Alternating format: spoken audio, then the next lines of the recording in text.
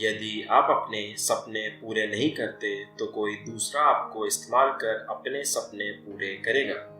यह कहा था भारत के एक सबसे बड़े बिजनेसमैन धीरूभाई अंबानी ने।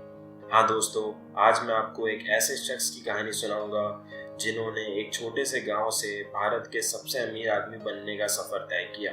उन्होंने सबको दिखा दिया कि मेहनत और लगन से काम करें तो सफलता पाने से आपको कोई नहीं रोक सकता।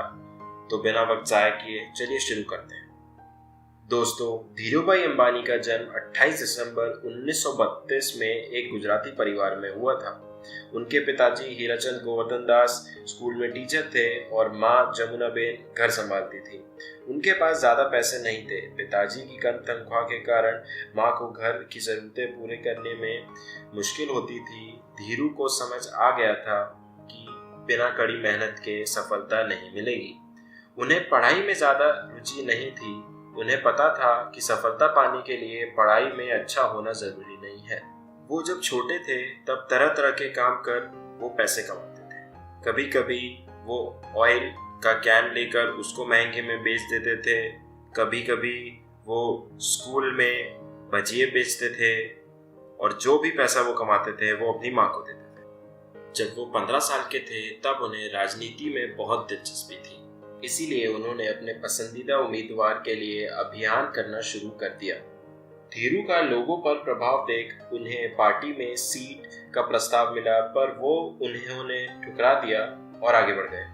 बाद में पिताजी की तबीयत खराब होने के कारण उन्हें पढ़ाई बीच में ही छोड़नी पड़ी और काम ढूंढना पड़ा। तभी उनके भाई रमनिक लाल ने एडन में काम का प्रस्ताव रखा। तो 17 साल की उम्र में धीरू एडन चले गए। वहां सबसे पहले उन्होंने पेट्रोल पंप पे काम किया, फिर एबिस एंड को नाम की कंपनी में क्लर्क की नौकरी की। यहाँ पर धीरू ने व्यापार करना सीखा। उन्होंने कुछ अच्छे सौदे किए जिससे उन्हें तेल के विभाग में डाल दिया था। यहीं पर धीरू ने अपनी खुद की तेल की रिफाइनरी का सपना देखा था। कुछ समय बाद वो भारत वापस लौट आए। वह अपनी पत्नी के साथ मुंबई में चौल में रहने लगे। अब उन्होंने कुछ 15,000 रुपयों से रिलायंस के नाम से अपने भाई चंपकलाल दमानी के साथ मसालों का व्यापार करना शुरू किया। उनकी व्यापार की रणनीति यही थी कि ज़्यादा बेचो दूसरों से कम कीमत पर कम मुनाफे के साथ। उनका मसालों का धंधा अच्छा चल रहा था। फिर उन्होंने पॉलिएस्टर धागे का धंधा करने का सोचा।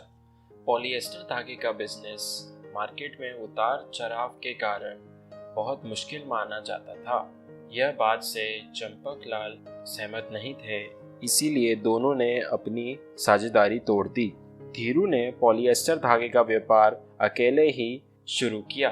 धीरू ने शुरुआत में ही अच्छे सौदे कर लिए, जिससे उन्हें अपनी टेक्सटाइल मिल खोलने का पैसा मिल गया। उनकी व्यापार की रणनीति फिर वही थी, ज़्यादा बेचो दूसरों से कम दाम में कम मुनाफे में। उन्होंने अपने धागे को विमल का नाम दिया। शुरुआत में विमल को किसी ने नहीं खरीदा, तो उन्होंने सड़क पर उतरकर खुद ही बेचना शुरू कर दिया। देखते ही देखते विमल भारत के सबसे अच्छे कपड़ों में शामिल हो गया। थोड़े ही टाइम बाद धीरू ने तमाम धंधों में निवेश करना शुरू कर दिया। धीरू को 1986 में एक माइनर अटैक आया था। उसके बाद उन्होंने रिलायंस का रोजमर्रा का काम अपने दोनों बेटों के हाथ में सौंप दिया। धीरू की जुलाई 6, 2002 को मृत्यु हो गई। दोस्तों, धीरू भाई की जिंदगी से हम यह सीख सकते हैं कि इंसान अगर बड़ा बनना चाहता है तो उसे कोई नहीं रोक सकता, बस उसे मेहनत और लगन की जरूरत है। दोस्तों, इसी मेहनत और लगन से धीरू भाई ने रिलायंस को भारत की सबसे बड़ी कंपनी बना दिया। तो दोस्तों, आज के लिए बस इतना ही। आपका कीमती वक्त देने के लिए धन्यवाद।